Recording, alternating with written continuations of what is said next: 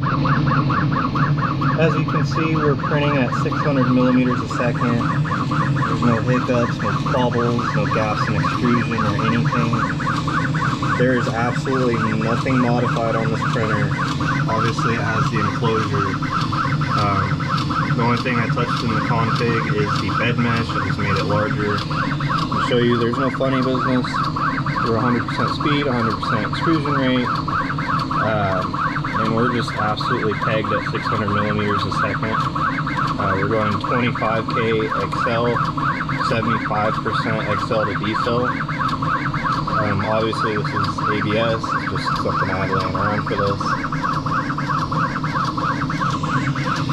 A lot of people will say that Deltas have accuracy issues, and unfortunately no one makes a Delta out of the box that is calibrated to the caliber that something like a bamboo is.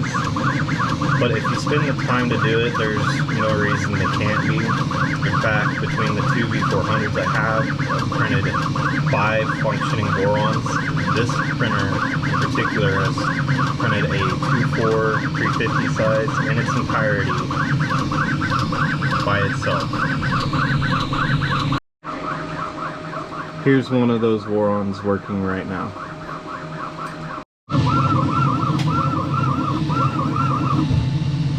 Something of note with these Delta printers, always use gyroid. Even if line or grid is faster, you're gonna have a better time using gyroid. And see, even doing that with 25K XL, we are still absolutely pegged at 600, and it is not, get a light in there, it is not missing a beat at all.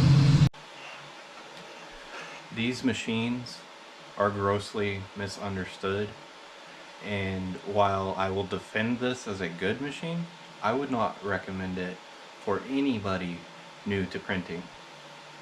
For the price, they are definitely feature poor. The cooling is two 4010 blower fans, which is barely sufficient for like an Ender 3 as it is, and these machines can absolutely move, as you just seen.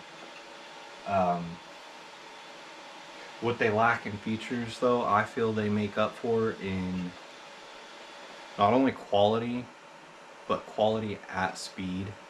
There's not something else that you can just go out and buy right now that can just lay waste to a bamboo printer, not only in print time, but quality. And having a like clipper out of the box, there's so much that you can do to these that you just can't with other things in this price tier that aren't native clipper. That includes the Creality K1, the King Rune, whatever it's called. I'll have links in the description to a couple replacement parts that I know work with these. This machine here has well over 4,000 hours on it, almost 5,000 print hours. And this one is still completely stock at about 1,000 hours on it. I'm gonna show you some things on both of these. The one on the right, I'm pretty confident is the fastest Delta on the planet. It can print benchies in less than 5 minutes. Quality ones in under 8. It is extensively modified now though. The one on the left, completely box stock, have not changed a single component on it.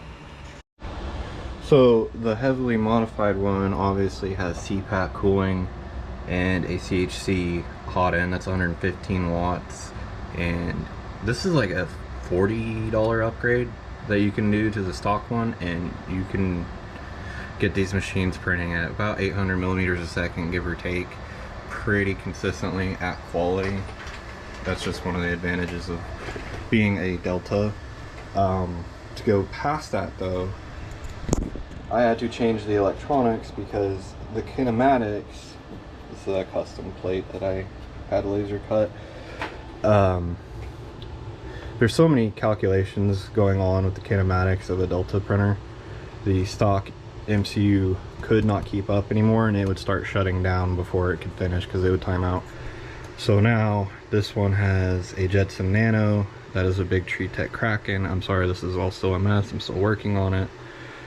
But it is printing benchies in 4 minutes and 42 seconds and just under 8 at quality.